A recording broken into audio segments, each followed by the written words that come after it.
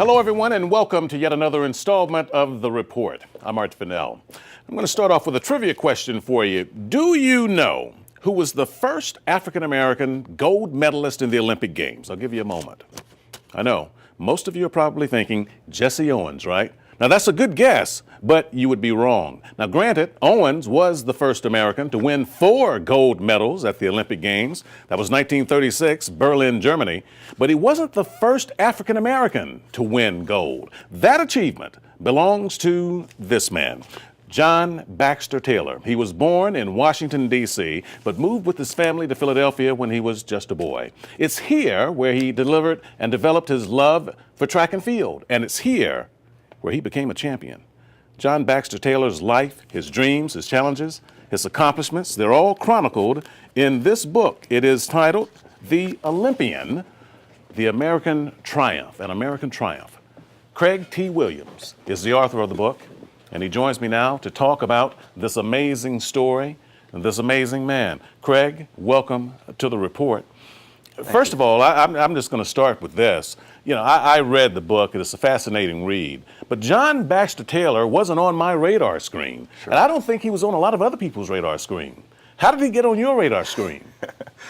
Well, I actually stumbled across his story somewhat accidentally.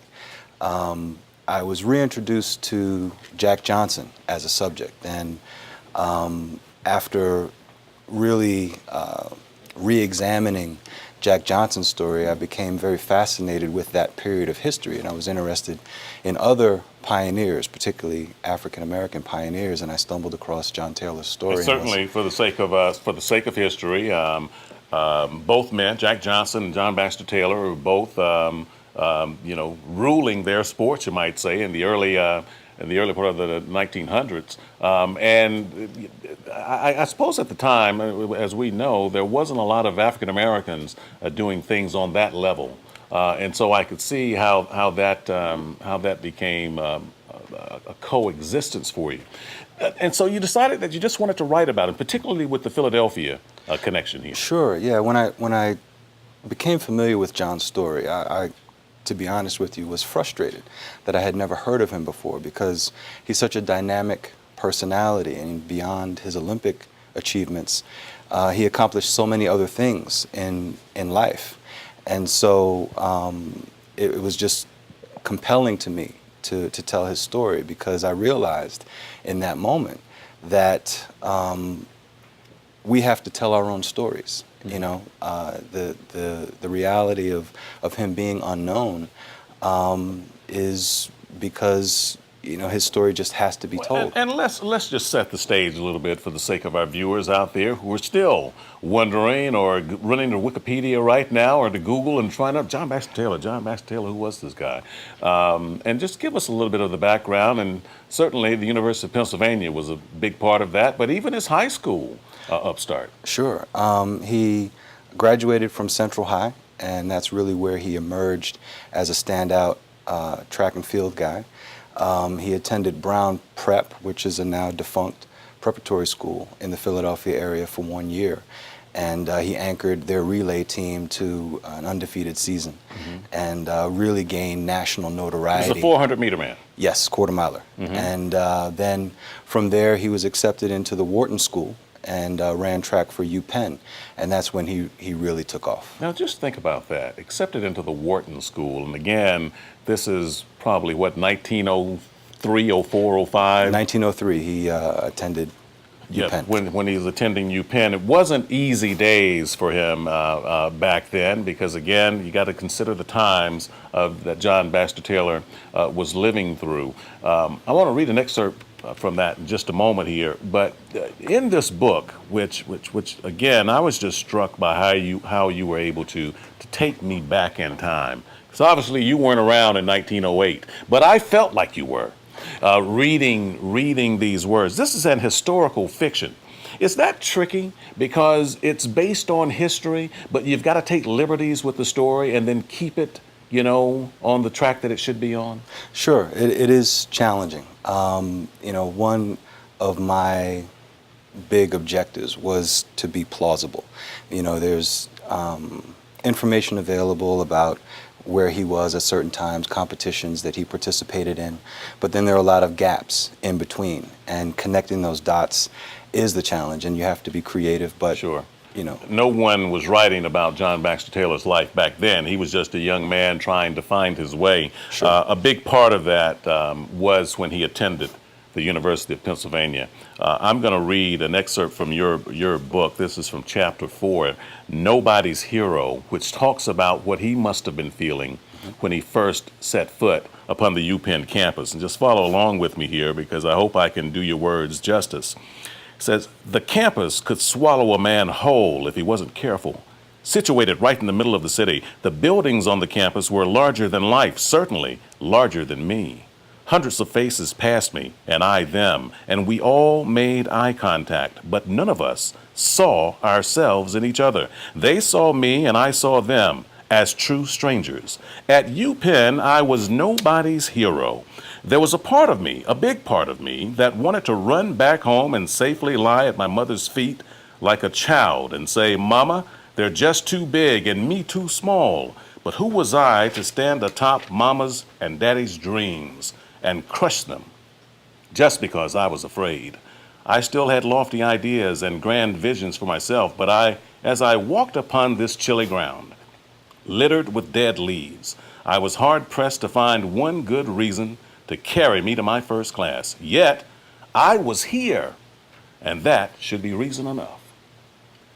Again, kind of paints the picture of what he must have been feeling. Imagine a lone black man, 1903, stepping upon this great big campus and everything that he was dealing with. Of course, he had some challenges on the University of Pennsylvania campus. Can you talk a little bit about that without giving the whole book away? Sure. Well, clearly, this was a period of history where race was still a big issue, a very oppressive period of history. And so, entering this new arena, it had to have been very intimidating for him. I mean, even though he was already tasting success as an athlete and gaining notoriety, this was a new playing field. Yeah, he went into UPenn and was able to get on the track team there because he was one of the best quarter milers around. As you say, he had a stellar high school career already.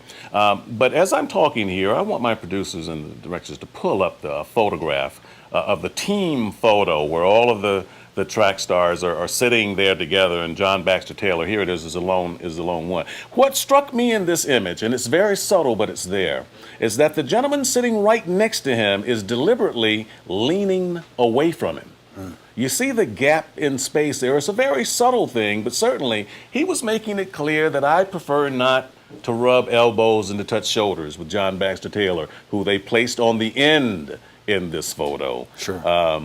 Which is kind of ironic, I think. Absolutely. And, those kinds of situations would be subtle in some instances and very overt in others. And, in the recorded history, a lot of that is not told, of course. Most of it is not told, but clearly that had to have been his experience, and I tried to portray that realistically. Where did you, besides the historical documents and so forth, where did you draw upon this vast wealth of knowledge? I mean, even to the detail in things, and it's all in the book here. I was just moved by the subtleties in the language from the day, the manners of the people in his courtship. With his lady friend. They never had an opportunity to become married, but just in all of that, where did you draw upon to get all of that? Research of various types. The beginning foundation was in the archive information that was available at UPenn. I also... Did they have a lot of information on John Baxter Taylor? Again, we're going way back in time here, I know. I wouldn't describe it as a lot of information, but very valuable. Was able to paint a pretty accurate picture of specific aspects of his life. And then I went to the Free Library in Philadelphia and reviewed microfilm of newspaper clippings from the period, which helped with language, some of the turns of phrase that were common at the time. Some of those are in here yes. as well. Very, very interesting to read clippings from the early 1900s. Sure, sure. And then I visited Eden Cemetery and was able to find the family plot, which gave me insight into his family and, the relative ages and what his family life must have been like. And then, studying Victorian era culture, courtship, and those kinds of things, and just trying to bring it all in. It really, really transforms you back in time. But he grew up just in the shadows of the University of Pennsylvania. Yes. So he didn't have a long walk to get to school there. Talk a little bit about his family as you portray them in the book.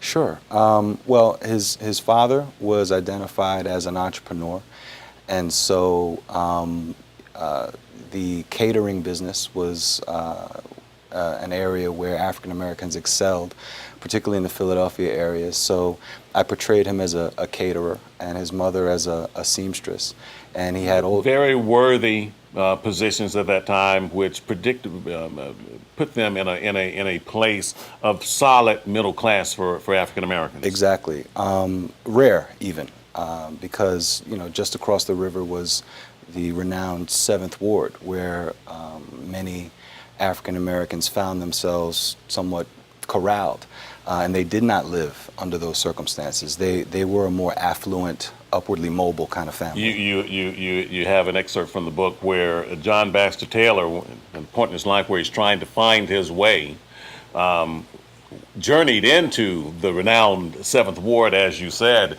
and found that it was a lot different from where he was growing up. Huh? Absolutely, absolutely. And again, to show the different textures of African American life, and to show that contrast that, not everybody was living the way he was. Basically, if I could put this in as simple terms as I can, when he went into the 7th Ward, he was going into the hood. Okay, this is where the jukeboxes were playing and they were dancing the jigaboo, and the moonshine was flowing, and they were gambling and just having a good time. This was a guy enrolled in the Wharton School at the University of Pennsylvania. As you say, his mother and father were prominent working class people, certainly not associated with the culture of the 7th Ward. I found that contrast to be very, very interesting. Sure. I mean, these were church-going folks, and to find themselves in kind of the more back alley kind of atmosphere. I mean, for him to find himself in that kind of environment, I wanted to show the varied experience for African Americans at the time. Right, and also there was a matter, and as we talk about this, I'm trying to be conscious of the fact that we don't want to give this book away. We want people to read it because it is fascinating. But he found himself in a very, very controversial situation at the University of Pennsylvania, because obviously there were other students there who did not like him, did not care for him, and wanted to get rid of him in any way, shape, or form that they could muster up. And that's exactly what happened. How did you develop that storyline? Well, without talking so much about the storyline, I know it's a little tough. Sure. There was factual information available about when he entered the school and the period of time in which he had withdrawn from the school and then returned to the School of Veterinary Medicine. Can I just say this? He was accused of cheating, something they didn't do. I won't go into more detail than that, but he was accused of cheating. It was something that he found so offensive, because it was certainly not within his character to do that, because he was an upstanding young man, that he decided to just walk away rather than defend himself, which was a controversial action, and not everyone appreciated that. People in his own family and his own culture. Sure, and again, the times and his reaction to the times and feeling that he wouldn't get a fair shake. And that's simply how I imagined he responded to a challenging situation. Okay, well, the book is called The Olympian, An American Triumph. It's about the life and times of John Baxter Taylor. The author is Craig Williams, who's here with me here today. We're going to talk about John Baxter Taylor, the athlete and the Olympic gold medalist, because this guy was good. And we're going to get into that when we continue. You're watching Art Fennell Reports on the Comcast Network. We're coming right back.